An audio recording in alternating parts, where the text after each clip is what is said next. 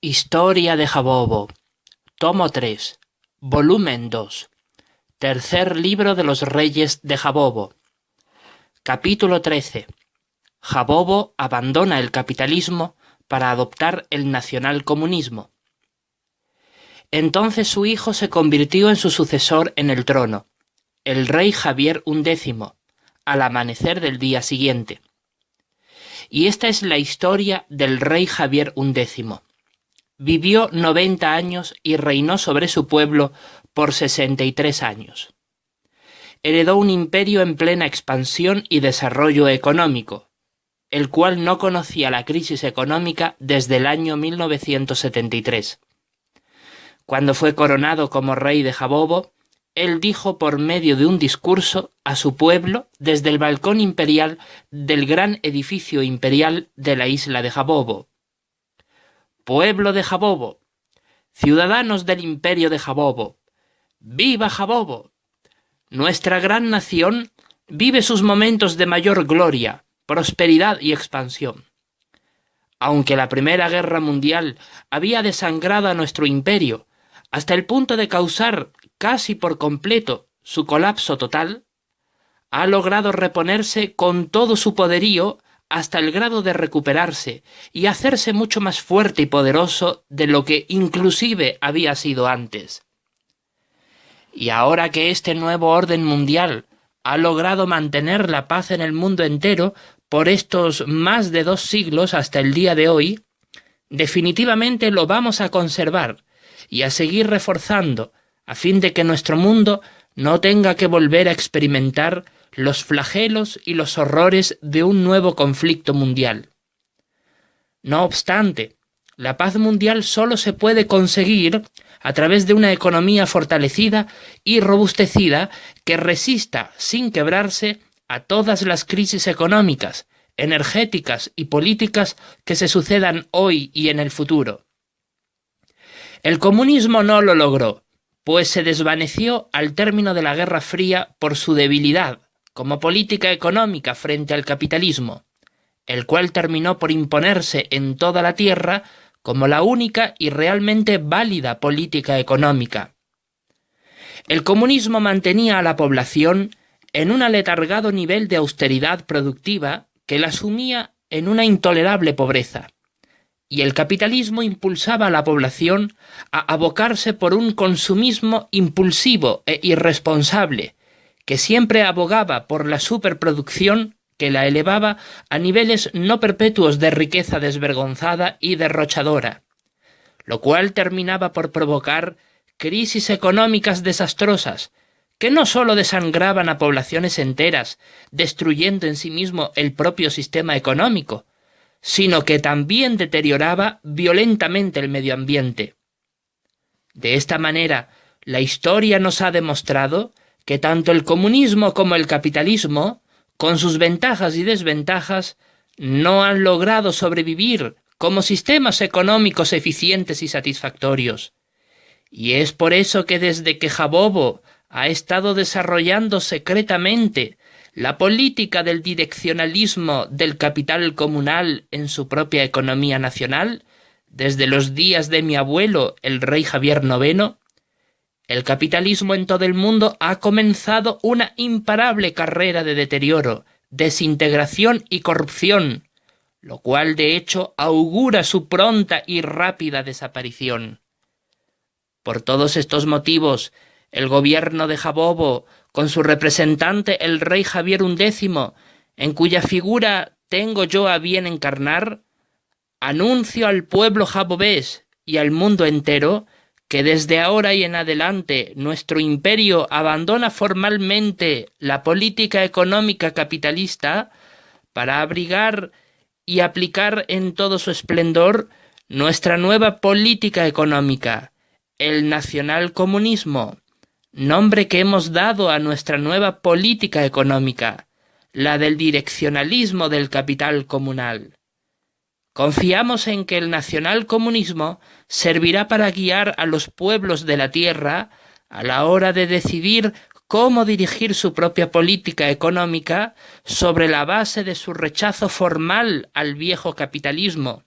ya corrupto y podrido, que supone el desangro mismo de la humanidad. El nacionalcomunismo, como mezcla homogénea e indisoluble del comunismo y del capitalismo, acoge en su seno tanto a políticos de extrema izquierda como de extrema derecha, y nace de las cenizas de la Guerra Fría a través de personajes ilustres como los neocomunistas Ziugánov, Eduard Limonov, Enrico Ferri y Nicola Bombaci. Aboga por el desarrollo del materialismo, por la protección estatal de la economía y por el progresismo moderno de la industria, defendiendo a la par un ateísmo sin racismo en toda la nación, mientras se mantiene al margen de toda clase de religión establecida. Por medio del nacionalcomunismo, nuestro imperio de Jabobo llegará a ser primera superpotencia mundial. Desde el comienzo de mi reinado, decretaré la plena y absoluta separación del Estado y de la religión, y ya no favoreceremos a ninguna religión en especial, pues el ateísmo y la elevación del Estado como entidad deidificada, capaz de dirigir a la población por la senda de la vida, se imponen ahora en el lugar que ocupó la religión en la mente y en los corazones de los ciudadanos jabobeses. Reformaremos de arriba abajo la economía jabobesa para hacerla férreamente fuerte y sólida. Impediremos a cualquier precio la intromisión estadounidense en nuestras políticas de producción industrial y de importación mercantil.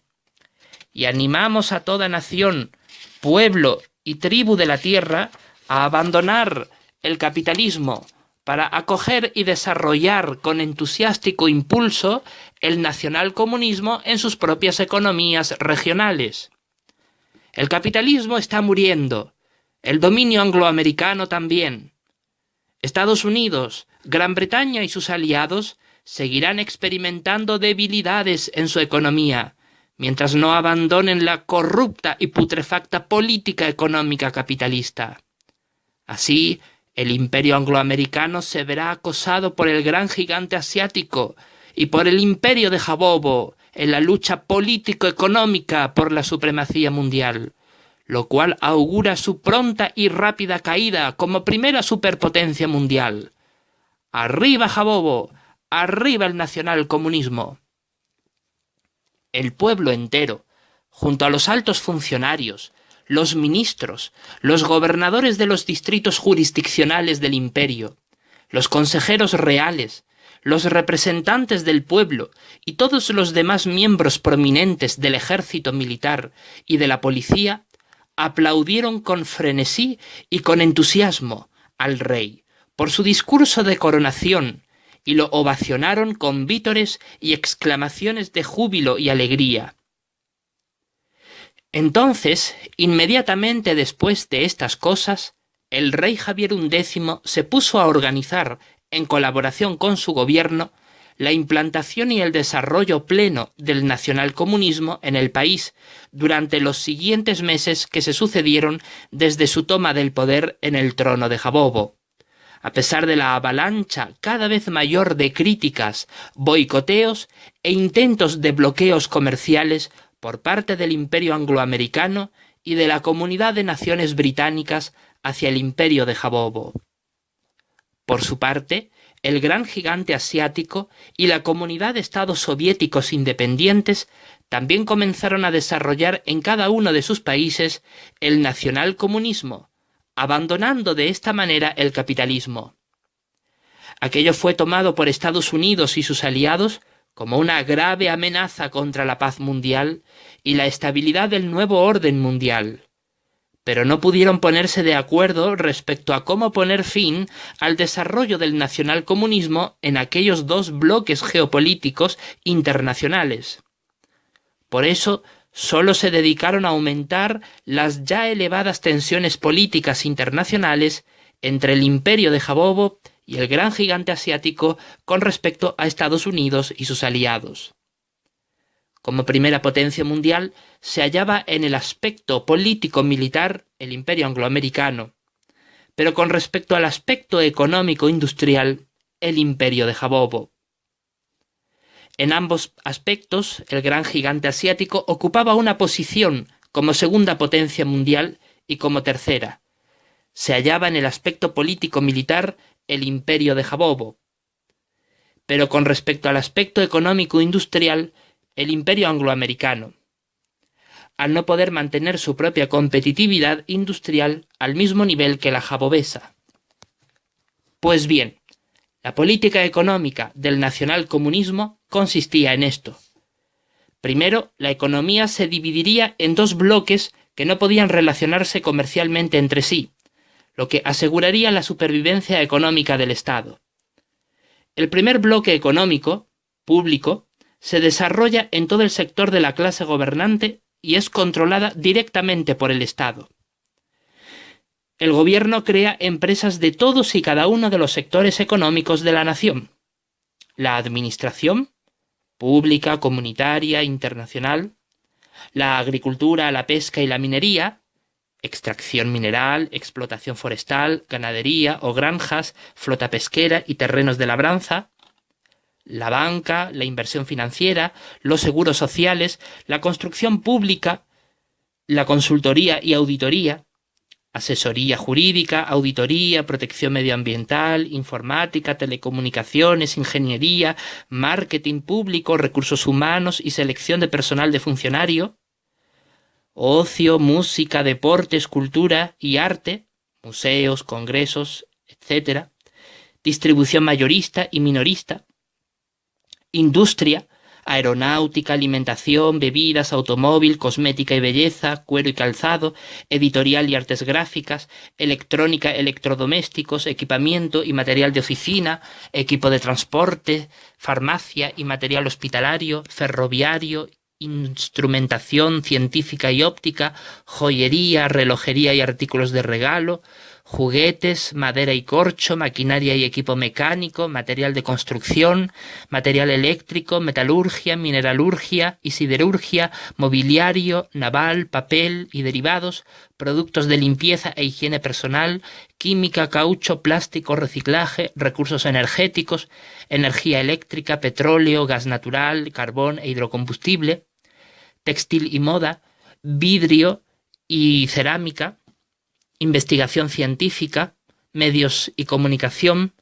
agencias de comunicación, medios de comunicación, canales de radio, televisión y páginas web de Internet del Estado, multimedia, producción audiovisual, publicidad, relaciones públicas, servicios, agencias de viaje, control de aduanas, agua potable y luz eléctrica, suministro de gas natural, empresas de limpieza y correos, enseñanza pública, colegios de primer y segundo grado de nivel educativo, o sea, de primaria y de secundaria, escuelas técnicas y universidad, transporte de mercancías y logística, transporte público de pasajeros y de turismo, veterinarios, policías y ejército militar, y telecomunicaciones e informática, equipamiento y distribución informática, intranet, que es la sustitución del Internet como medio informático de comunicación para la clase gobernante, y telecomunicaciones. Sí, toda la economía era centralizada, controlada y administrada por el Estado,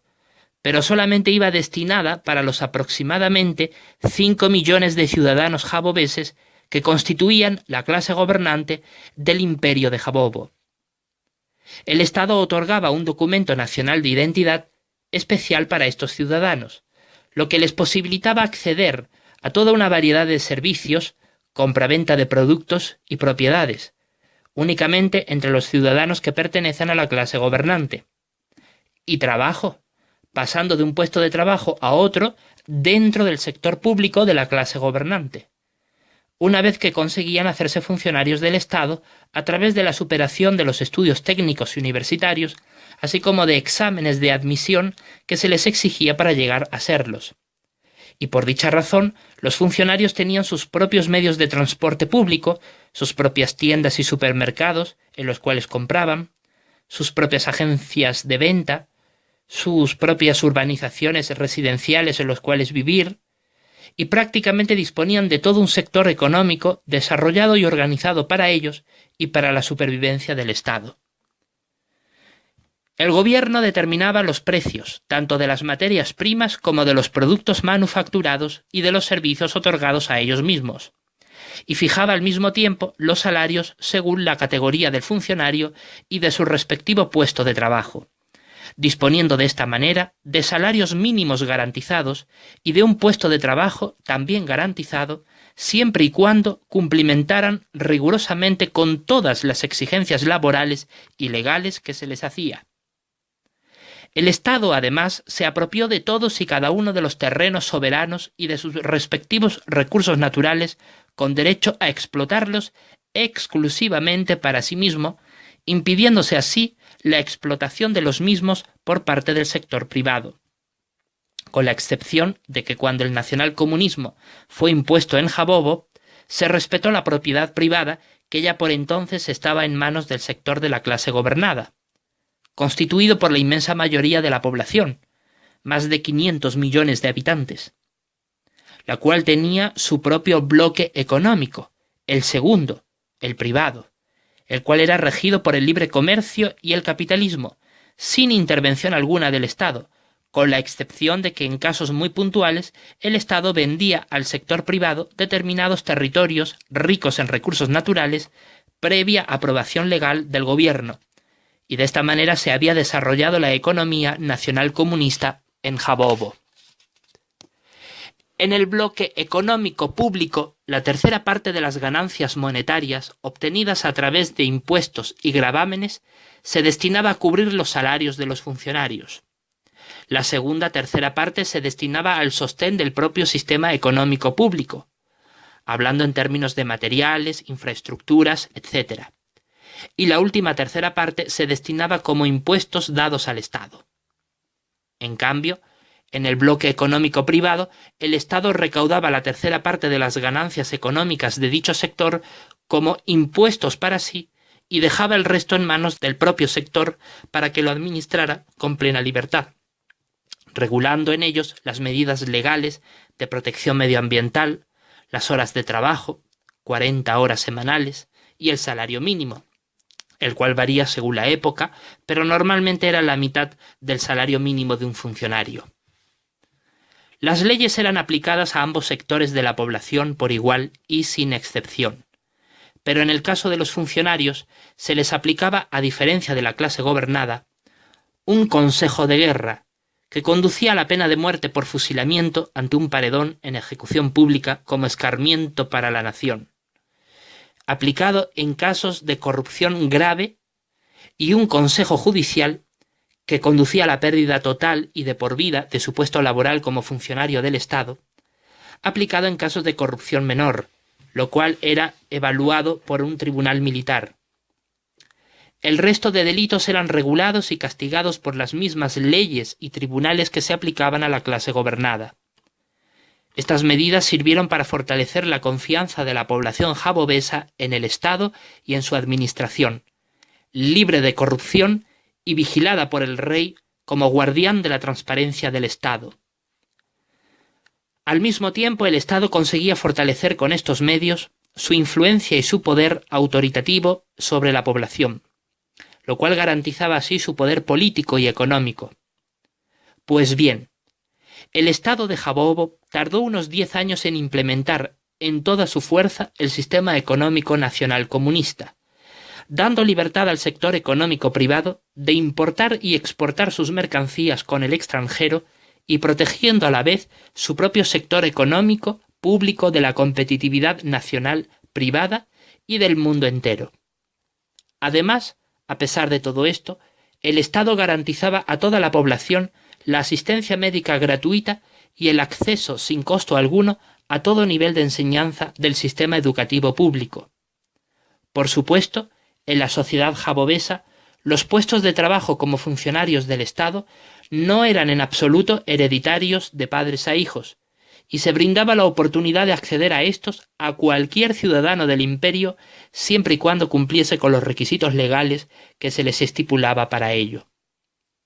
Solo la familia real de los Wilkinson heredaba de rey varón a su heredero, el príncipe varón, el derecho a ocupar el trono de Jabobo como jefe de Estado, y en dicha familia, además, se incluían las esposas de ambos, pues el resto de la familia seguían siendo ciudadanos civiles como cualquier otro y se les aplicaban las mismas leyes. Y mientras que el rey y su heredero no violasen las leyes en perjuicio de la integridad física, moral o emocional de terceras personas, así como de la propiedad y bienes, tanto del sector público como privado, disfrutaba de inmunidad judicial y estaba exento de la pena de muerte, aunque fuese hallado culpable de asesinato.